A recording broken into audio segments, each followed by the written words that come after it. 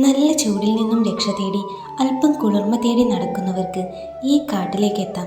ശുദ്ധമായ വായുവും പ്രകൃതി വാരിച്ചൊരിയുന്ന സ്നേഹവും സമാധാനവുമെല്ലാം സ്വയം അനുഭവിച്ചറിയാം.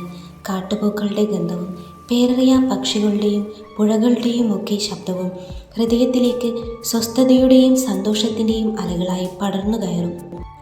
കാട് തിരിച്ചറിവുകളുടെ അക്ഷയപാത്രമാണ്.